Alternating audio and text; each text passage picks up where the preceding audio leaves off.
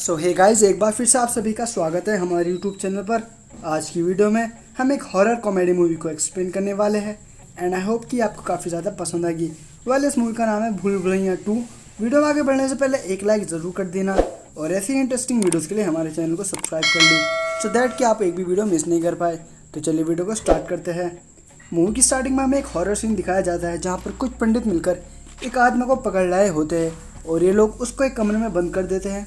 Valley आत्मा मंजुलिका की होती है और इसके बाद उस घर के सभी लोग उस हवेली को छोड़कर वहाँ से हमेशा के लिए चले जाते हैं। उस घर को हमेशा के लिए बंद कर दिया जाता है। इसके बाद हमें मूवी की स्टोरी 18 साल बाद दिखाई जाती है जहाँ पर हमें रोहान को दिखाया जाता है। यही मूवी का मेन कैरेक्टर है जहाँ पर रोहान की मुलाकात रीत से होती है और रीत ये वही बच्ची थी जिसका घर वो हमें दिखाया गया था। इसके बाद रीत और रोहान साथ साथ ट्रैवल करते हैं और ये दोनों फ्रेंड बन जाते हैं। रीत और रोहान एक पार्टी में जाते हैं जिस वजह से उनकी बस मिस हो जाती है। इसके बाद रीत अपनी बहन से कॉल पर बात कर रही होती तब उसे पता चलता है कि उसकी बहन और उसका मंगेतर एक दूसरे को पसंद करते हैं और ये सुनकर रीत सोचती है कि मुझे इन दोनों की शादी करवा देनी चाहिए। इसके बाद रीत को एक आइडिया आता है और वो अपने घर वालों के पास एक झूठी न्यूज़ भिजवा देते हैं कि रीत की एक्सीडेंट में मौत हो गई है। रीत रोहन को अपनी मदद करने के लिए कन्वेंस कर लेती है और ये दोनों राजस्थान चले जाते हैं। रीत और रोहन मिलकर उसी हॉरर हवेली में जाते हैं लेकिन रोहन उसमें जाने से काफ़ी डरता है। लेकिन रीत उससे कहती है कि भूत कुछ नहीं होता और उसे अपने साथ उस हवेली में ले जाती है जहाँ पर रीत रोहन को अपने बचपन की यादें बता रही होती है। तभी हवेली के सामने से छोटा पंडित गुजरता है और वो हवेली का गेट खुले हुए देख लेता है और वह काफ़ी ज़्यादा डर जाता है। इसके बाद वो ठाकुर साहब को जाकर बता देता है कि हवेली के दरवाजे खुल गए हैं। इसके बाद सभी लोग मिलकर हवेली की तरफ जाने लगते हैं। तभी वहाँ पर लोगों को आता देख रीत और रोहन भागने लगते हैं और रीत छुप जाती है। इसके बाद वो लोग रोहन से पूछते हैं कि आखिर तुम कौन और यहाँ पर क्या कर रहे हो। रोहन उनसे झूठ बोल देता है और कहता है कि मेरे पास ऐसी पावर है कि मैं मरे हुए लोगों को देख सकता हूँ और उनकी आत्मा से बात कर सकता हूँ। लेकिन वो लोग उस पर यकीन नहीं करते। तब रोहन उन्हें रीत की बचपन की बातें बताने लगता है और कहता है कि मुझे ये सब रीत की भूत नहीं बताई है। इसके बाद वो लोग उस पर यकीन कर लेते हैं। तब रोहन उनसे कहता है कि रीत चाहते हैं कि आप सब लोग मिलकर फिर से इसी हवेली में रहे। पहले तो सब लोग सुनकर ये काफ़ी डर जाते हैं लेकिन वो कहता है कि ये रीत की आखिरी इच्छा है और सभी लोग उस हवेली में रहने के लिए मान जाते हैं। रोहन बड़ी आसानी से सभी लोगों को बेवकूफ़ बना लेता है। इसके बाद रोहन काफ़ी डर जाता है और वो वहाँ से जाने लगता है लेकिन रीत उसको रोक लेती है। इसके बाद सभी लोग मिलकर रीत का श्राद्ध करते हैं जहाँ पर रोहन आता है और कहता है कि रीत की आखिरी इच्छा है कि सागर की शादी त्रिशा से कर देनी चाहिए। सभी लोग ये सुनकर काफ़ी परेशान हो जाते हैं बट रोहन कहता है कि ये सबको वो रीत के कहने पर ही कर रहा है। इसके बाद वो लोग इस बात पर भी मान जाते हैं और शादी की तैयारी करने लगते हैं और रोहन सबको काफ़ी इजीली कन्विंस करता रहता है। रोहन घर के सभी लोगों को काफ़ी इजीली बेवकूफ़ बनाता रहता है कि वहाँ पर रीत का भूत है और वही मुझसे ये सब कह रहा है लेकिन असल में रीत जिंदा होती है। सीन शिफ्ट होता और हम दिखाई देता है कि रात में रोहन के रूम में कोई होता है। इसके बाद वो उसको फॉलो करने लगता है। रेहान जैसे उसका फेस देखता है तो वह रोहन ही होता है। ये देखकर वो काफ़ी डर जाता है। तभी वहाँ पर रीत की भाभी आ जाती है और वो कहती है कि चाहे कुछ भी हो जाए तुम कभी भी इस रूम के अंदर मत जाना। इसके बाद रोहन वहाँ से चला जाता है। सीन शिफ्ट होकर हम देखते हैं कि रोहन के पास छोटा पंडित और एक गांव का मुखिया आता है। वो उससे अपनी मदद के लिए कहते हैं। वो लोग कहते हैं कि इनकी मरी हुई माँ की आत्मा से बात करके तुम्हें सोने का पता पूछना है। रोहन ये सब सुनकर काफ़ी हैरान हो जाता है। इसके बाद वो लोग उन्हें अपनी मरी हुई माँ के पास ले जाते हैं और रोहन को एक कमरे में बंद कर देते हैं। रोहन को कुछ भी समझ नहीं आता कि वह अब क्या करे। तभी रोहन एक कार्टून फेंकता है जिसकी वजह से वहाँ डोमिनेट क्रिएट होता है और सभी चीज़ें एक दूसरे टकरा कर गिरने लगती है और आखिर में छत का पंखा नीचे गिर जाता है जिस वजह से उसे सोना मिल जाता है। ये देखकर रोहन काफ़ी खुश होता है और सारा सोना लेकर बाहर आ जाता है। ये सब देखकर गांव के लोग काफ़ी हैरान हो जाते हैं और रोहन गांव में बहुत फेमस हो जाता है और सभी लोग उसको रूबाबा कहने लगते हैं और काफ़ी ज़्यादा फॉलोअर्स भी बन जाते हैं।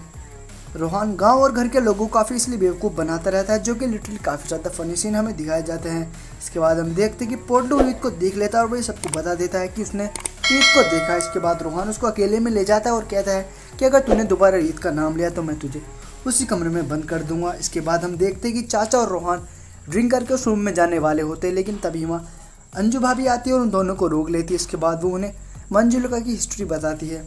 अंजू भाभी बताती है कि कुछ सालों पहले मैं और मेरी जुड़वा बहन मंजुलिका इसी हवेली में रहते थे और हमारे पापा भी यहाँ काम करते थे। लेकिन मंजुलिका मुझसे बहुत जल्दी थी और वो बचपन से ही काला जादू और तांत्रिक में विश्वास रखती थी। बाबा ने उसको बहुत बार रोकने की कोशिश भी की लेकिन वो हमेशा इन चीज़ों में लगी रहती थी। मंजुलिका और अंजू कुंवर साहब को पसंद करती है लेकिन कुंवर साहब अंजुलिका को पसंद करते हैं और उन दोनों की शादी हो जाती है। ये देखकर मंजुलिका उनसे काफ़ी ज़्यादा जलने लगती है और नफरत भी करने लगती है।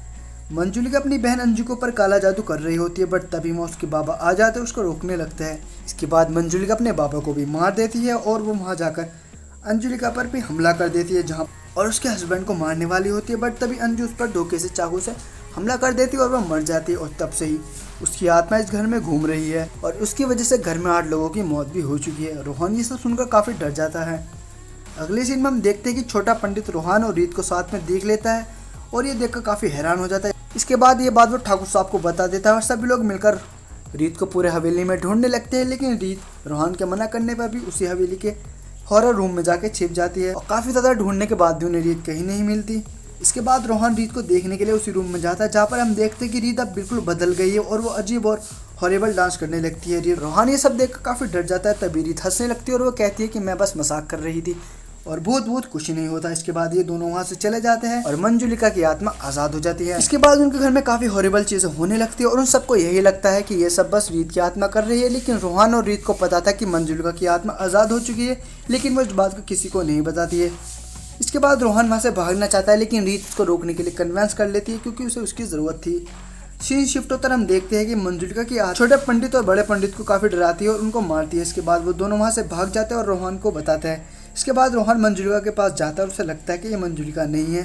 तभी वो अपने पैर उल्टे कर लेती है और ये देखकर वो काफ़ी डर जाता है और वहाँ से भागने लगता है।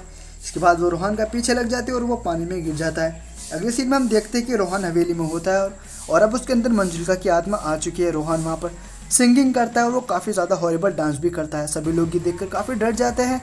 इसके बाद रोहन अंजू भाभी को मारने वाला होता है, बट तभी अंजू भाभी रीत की गर्दन पर चाकू रख देती है और सब लोग ये देखकर डर जाते हैं और हैरान भी हो जाते हैं। इसके बाद हमें फ्लैशबैक सीन में दिखाया जाता है जहाँ पर रोहन को पता चलता है कि ये आत्मा अंजू भाभी की और जो घर में रह रही है वही मंजुलिका है। इसके बाद वहाँ अंजू की आत्मा आती है और वह बताती है कि मंजुलिका ने काला जादू करके मुझे मार दिया था और तब से ही मैं यहाँ पर कैद हूँ। सभी लोग ये देखकर हैरान हो जाते हैं। इसके बाद वो मंजुलिका को पकड़कर उसी रूम में ले जाती है और उसको वहीं पर कैद कर देती है। वाल इसके बाद सब लोग उस हवेली से हमेशा के लिए चले जाते हैं और ये मूवी ख़त्म हो जाती है। मिलते हैं नेक्स्ट वीडियो के साथ and finally guys, thanks for watching.